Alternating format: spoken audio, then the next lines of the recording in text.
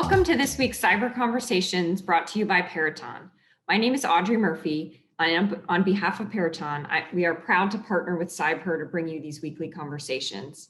For those of you who are joining us for the first time today, CybHER is a program out of Dakota State University in Madison, South Dakota that works to motivate, empower, and educate young women in cybersecurity. Just a reminder, if at any point during the program you have a question, you can ask via the Q&A at the bottom of the screen. I'm very honored to introduce today's speaker, my friend and mentor, Jill Thomas. Jill Thomas is Vice President of Business Development at Peraton, currently working in our defense systems sector on large-scale technology programs with cyber requirements interwoven throughout. Jill started out as a coder, working on 24/7 systems in the US and overseas. She's had the chance to work with customers varying from DoD to first responders to the IC in an eclectic set of evolving roles from tech to program management to business development. Jill is a committed advocate for diversity in thought, opportunity, and action, and has learned that knowledge shared is knowledge gained. It's also worth noting that Jill is Peraton's executive advisor for our CybHER involvement and has visited DSU several times. Jill, thank you so much for being here today. All right, thank you all. I am excited to get a chance to do cyber and to talk a little bit about my world. I was smiling when I read that. What does a vice president do? Because that could be something as you get into the business world, you ask yourself a lot, sometimes in a more rhetorical way and sometimes in a very specific, what do you do kind of way. So I wanted to talk a bit about that, but I wanted to also talk about how I got to vice president and what it means and what I would like to see happen. And that is that more and more of us who work in technology, who are women who work in technology, focus into the cyber world, and then focus into all of the things that you can do in the cyber world as you go forward in your coding careers or in your technical careers, whether it can be into a programmatic environment or another environment. So long ago and far away, that part made me smile. Thinking back to junior high, high school type of experiences. I use the word eclectic when I talk a bit about my career. Part of it is thinking back to the courses we were able to take or not take, the emphasis that was there for women to be in technology or not maybe to be pushed as much into technology. And so we talk about mentorship often in this world where we work and what it's like to see people like you in a role that you would aspire to. So to get here, I smile. I like to work with some local high schools near me and do some talks. And every once in a while I meet someone who says, we'll do a career day, we'll do mock interviews, and they'll say, I know that I have wanted, this is true story, wanted to be a speech therapist since I was in 4th grade. And I am astounded by that kind of, I knew what I was going to do and I knew where it's going to take me, because I'm thinking back to 4th grade and I'm not really sure I knew much of anything. But as I worked through junior high and high school, I realized that I was curious and I wanted to know, how do things work? How do you solve problems? How do you solve puzzles? How does the world fit together? And so I probably didn't do what were traditional courses at the time. If you go out and ask your parents what classes they took in high school or what the core was, there's so much more that can happen now. I have two kids in high school and they've got such a wide opportunity of courses, but we had very basic things. And then we had a few options that were your electives. So when many of my friends were off taking typing class, something that was called home ec and now is called family and consumer sciences, which is a great field, don't get me wrong, but it didn't resonate with me. I was wandering around taking some technical classes, more with computer-based work, more with engineering-based work, and trying to find what to call it. So I went on to university, and this is where I admire people who knew what they were doing. I went into the engineering college, but wasn't sure what part of engineering called to me and what I would do with it. So after experimenting a bit, I realized that maybe less of the pieces and parts engineering and more of the systems component and the business component was right. So after college, I started working at an engineering firm. And I worked there for a few months until I received a phone call from a sheriff's department, one of the largest sheriff's departments in the US. And I had applied to work there in a computer environment because of a woman I met who guided me in that direction. And I didn't know it at the time when I met her. I was introduced to her by a mentor in college, that she was the second in command at that large sheriff's department. And she was personally working to encourage women to be in technology, to encourage women to be in fields where you usually maybe didn't always see women the first go round. And so I started working on a computer system that was around public safety with the systems work, the coding work, and was then, it was interesting. I moved from the Midwest to Phoenix, Arizona, packed up the car, put everything I owned in it, hopped in, kissed the parents goodbye, drove off. Got to Phoenix a couple days later, moved into my apartment on a Sunday and started work on a Monday. I look back and I smile and I think, wow, the things we do when we don't know we can't do them are amazing. Looking back now, I think, why would I have done this? Who would have let me do this? Just take off on your own and go. And yet I realized that that is key here, right? What can we do when we don't know we can't do it?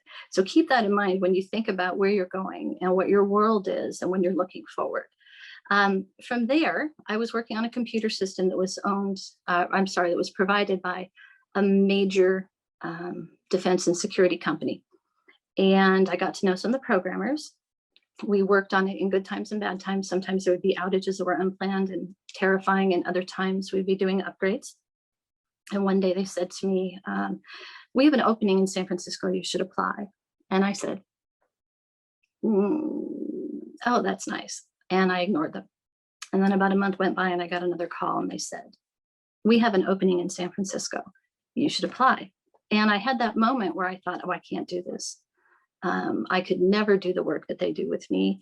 I could never be that person who could work on these systems. And yet I got on the plane, I flew to San Francisco, I did the job interview and got the job. And that was a huge change moment for me, that realization that sometimes you do have to step outside of your comfort zone. I did. I had to have maybe a little bit more belief in myself. And I also had to be willing to do the scary part and be prepared to fail.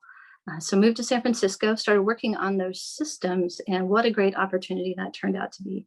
I've had a chance to travel to a number of different places. I was counting this morning. I have only been to 3 continents. There are people out there who have been to all 7. I don't know if I would even make it to 6, but being able to work in different countries and see different people and have different experiences and yet see all the commonality, whether it is between the systems themselves or how people work, was amazing. From that point, when people I work with now and our companies have merged together say, where did you come from? What is your background? I say, well, I started out in a technical world, coding, DBA, sysadmin, not really sysadmin, more system architecture, I would say. And then I accidentally got involved in technical management. When I say accidentally got involved, I mean I was working on a program and I realized that it could be done differently. And if it was done differently, would that make it better? We would complain about the same processes or complain about the same potential failures, but we weren't fixing it. So I thought, let's do that. That led into technical management. And so I was managing other technical people, and then that expanded into some program managers too. And so managing parts of a business. And again, that was a bit accidental, but it seemed like a logical step as we moved forward. And from that point in time, we went out, and this is where the business development part comes in, because when I was a kid, or when I was in college, or when I started working, I never thought I would grow up and be maybe in business development. I thought I will be using technology, I will stay in a systems environment, I will do these things. But business development is a culmination of those things. So I went into the programmatic side, had a team working with me, and we accidentally, but accidentally on purpose, won a nice bit of work with the US Navy for a system. In fact, a system of systems. From that point, we won more. And someone came to me in our management chain and said, have you thought about doing this kind of business development or growth? And I said, I don't have any idea what that is. What do you mean? And he said, well, it's what you've been doing when you won this business. And I went, I guess I'll try it. So from that forward, took me into a number of different opportunities. And I like the business development aspect, because when you say what is a vice president of business development, it's just someone who works with a larger team of people who want to win business. And with our customers at Peraton, we tend to work in the government space, some state and local space, and work with customers who have very specific mission needs. So back to the engineering or process or software side of it, it's solving a problem. And the problem in this case is now bigger, perhaps, in that a customer has a need to for a system, for a capability, for people to support them and to support their mission. How do you provide them something that first and foremost allows them to do their mission and to support the people who need their support?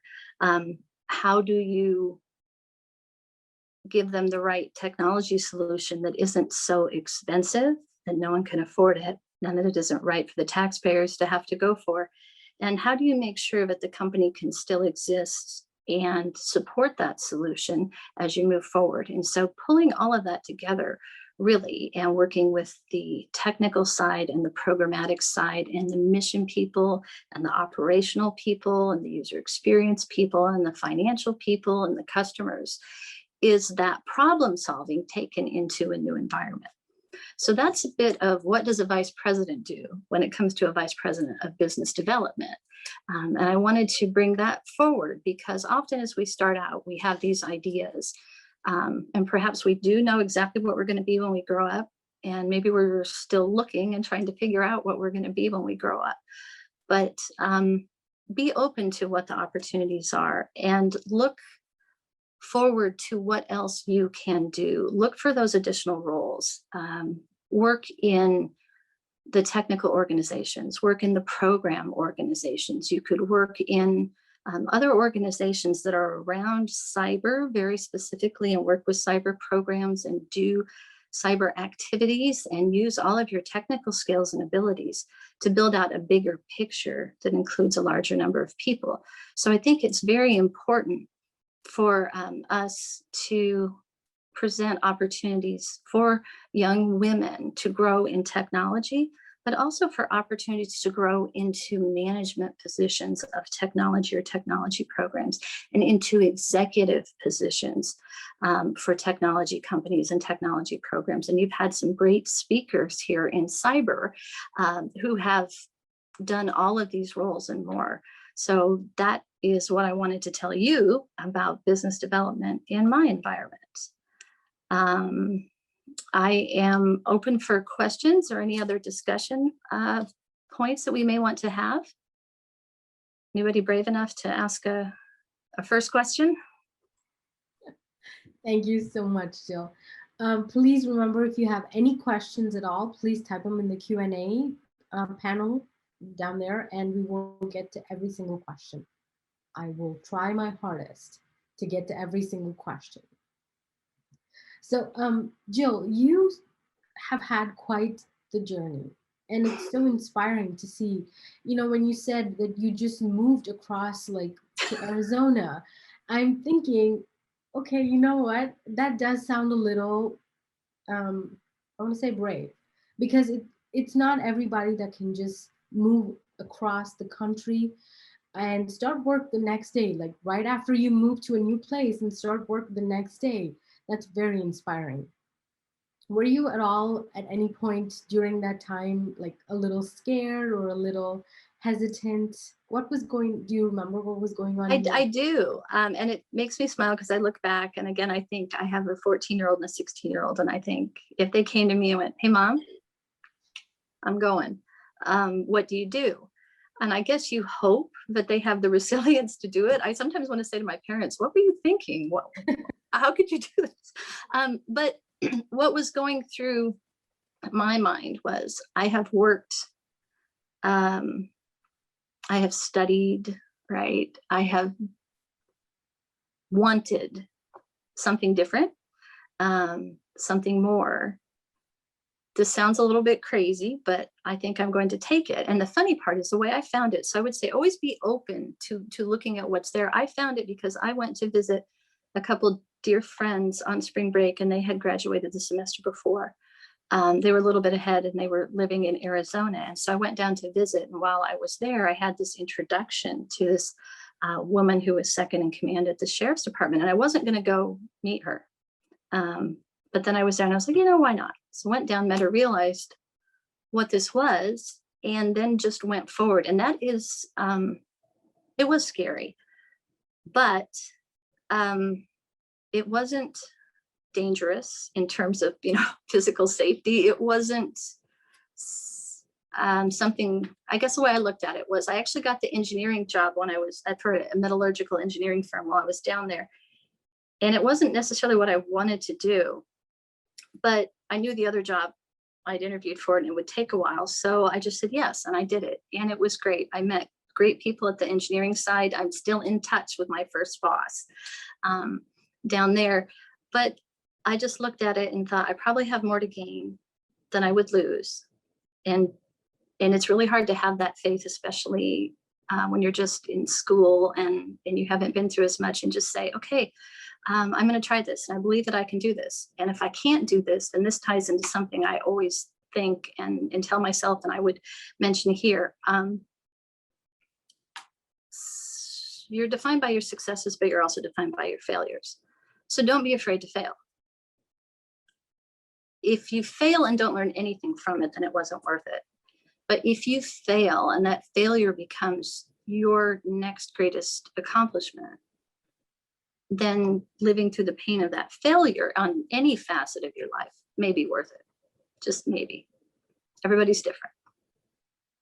And I like what you said, because a lot of the times, or not just a lot of the times, but these days, we are under so much pressure, like this tremendous pressure to always succeed, to never leave any room for failure. And we try so hard to make that happen.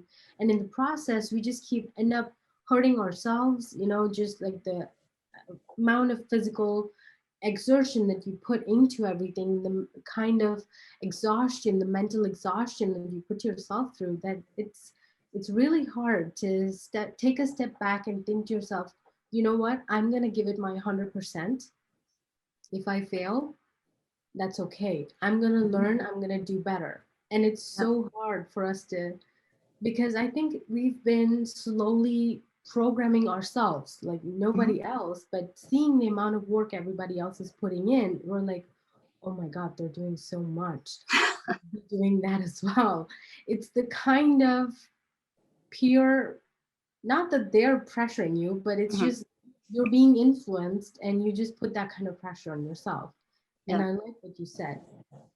If you fail and don't learn anything from it, then it wasn't worth it. Yeah. I mean, often some of your best things come after a failure or after something you weren't expecting. So you just have to be open for it. I think of SpaceX when I think of failure. They stepped in, and I have utmost respect for NASA and everything that's been done there. It's phenomenal. I was lucky enough a few years ago to work for a company that has some of the heritage companies that did the original Apollo work, and I have utmost respect for those people and the processes that got it there. But their advancements are what allowed a company like SpaceX, perhaps, this is just Jill's opinion, nothing official, to go in there and fail early and fail often, right? When those rockets explode, when the rocket doesn't land back on the recovery platform, all of these things. And what is key there? Learn from the mistakes. Take the mistakes and use what you've learned on your next adventure, if you will. Knowing that at different points in your life, you're going to have more or less appetite for risk. And that's okay, because your life, where you are at any one point in time, is yours. So take it all into account. Is this the time to do it? And if you're on the fence, then my advice might be do it. if you're if you're on the fence. If you're like, oh, I know I can't, that's one thing. But if you're on the fence, do it. I like that. There's always something. I mean, unless you take a risk, nothing comes of it. So, our next question for you is, we're talking about risks, right? What is one risk that you took in your career that really paid off?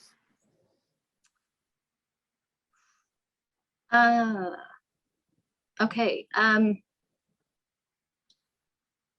There are a couple. One that I will use that I think is really applicable to when you're making earlier career decisions. So in your 20s, into your 30s, and you're done with school and paying off your student loans and working, and having your life. I was working in San Francisco for this company, and I love the location. I love the people I worked with, great offices, just great team environment. Still in contact with a lot of those people, and I had a great experience. And yet I knew that I was only going to get to a certain point, not necessarily just in my career, but in my knowledge, by staying, because that construct was very set. And so an opportunity came up in another city, in Chicago, on a system that was very mission critical, that could never go down, that had a lot of politics involved in it because of those components to it, that was many times larger than anything I had ever run from a business perspective. And I would be leaving a great place for a chance to fail, but also a chance to, what I viewed as, break a ceiling in my career, because there was a group of us and we were all peers, and you couldn't elevate one of us probably without elevating all of us, and everyone deserved it. Absolutely. But how do you do that? And so I thought, okay, the only way, I can't control what the company part does, but I can take myself out of this situation, and I'm going to apply for this job in Chicago. So I was flown to Chicago. I interviewed with the customer.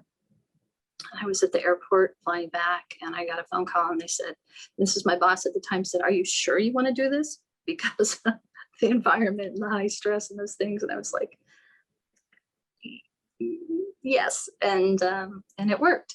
And so that for me was a big risk, because the stressors of it, the responsibilities of it, were something I hadn't experienced before. But that also taught me that the team you have around you is make or break, right? I always kind of think, and this sounds weird, you don't have to be the smartest person in the room. Everyone has a skill in some area. I think back to those times on those 24/7 systems and what was happening. If you are the smartest person in everything in the room, then who do you turn to for support? But if you have these very specific needs and capabilities and lanes, and you get the best person for the team and the best person that you can work with, and you have that together, then you are so much stronger as a team, and your abilities are so much more than if it's just you having to solve everything yourself. And that's why I think in my intro, knowledge shared is knowledge gained. I really believe that we could have 10 people in a room working on these systems, and each individual person is very, very good and maybe at 100%. But when you sum it, brought up, and bring it all together, it's more than you had just in these individual piles. So that's just my thought there. That was my big, scary, probably my scariest experience. And yet it led me, I learned good and bad so much through it that it's helped me to this day. I think back on that. That is awesome. And like what you said, your team should complement you. Mm-hmm. And I know something I would say about to people in general is the best part about a team is if everybody doesn't think like you. And so your phrasing of compliment you is really important, because a diversity in how you think and how you approach life and experience makes everything fuller, makes it richer, and makes the team more. And I think we're all willing to do and able to do more for those around us probably than we are for ourselves, right? So that teamwork is so important. And I don't know if I can agree with you more. Um, so our next question is, you are the Vice President of Business Development, right? So what does your day-to-day look like? It varies. Sometimes it's paperwork and spreadsheets and PowerPoint and meetings. And sometimes it's those things, and in a really good way.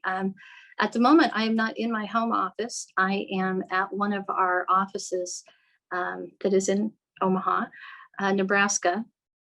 And I'm not usually here. I haven't been here since before COVID, but we are sitting down as a group and getting a chance to know a few things, look at opportunities, talk with each other, meet each other.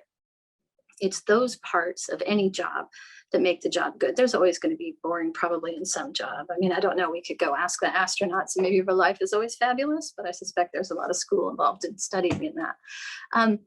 So we have team meetings, strategy meetings, conversations with the people who work with the customers.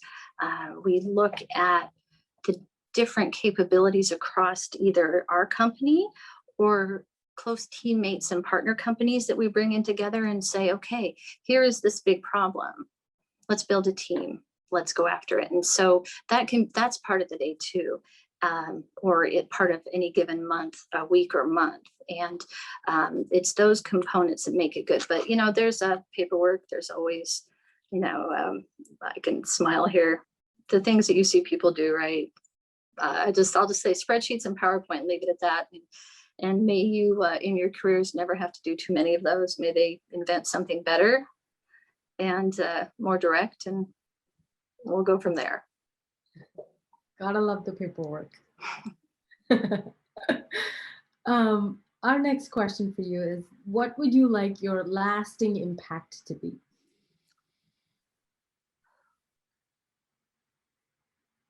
That's a really hard question to answer, right? I mean, you can get into some, my first thought is, let something I've done help someone else, right? It could be, I could be thinking about my home life with that. I could be thinking about the work life with that.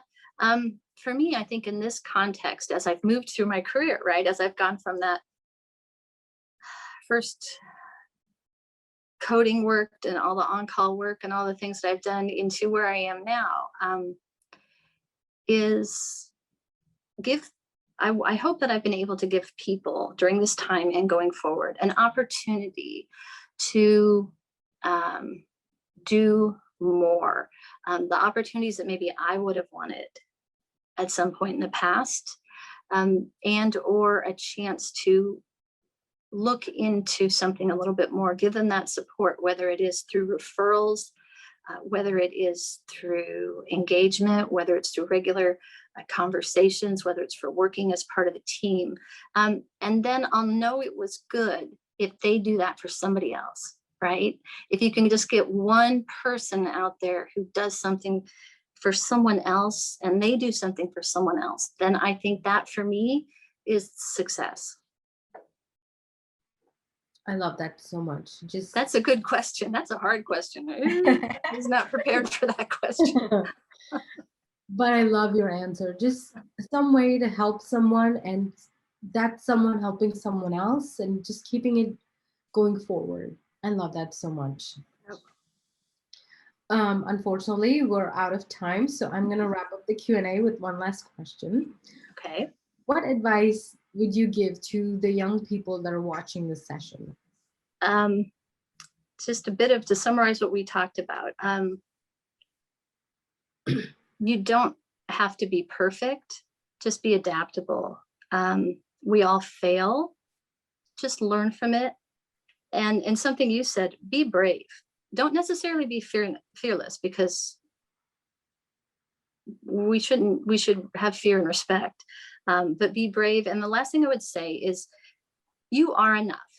Just know that. Even when things go hard and they don't go your way, take that deep breath, and it's all blowing up and it'll be okay. you are enough. So those would be my last thoughts. Thank you so much, Jill. Thank you so much. Thanks for having me. We're so glad. We got to hear about your journey. We got to hear about this wonderful advice you have. I'm going to mute myself because I'm going to have a coughing fit right now.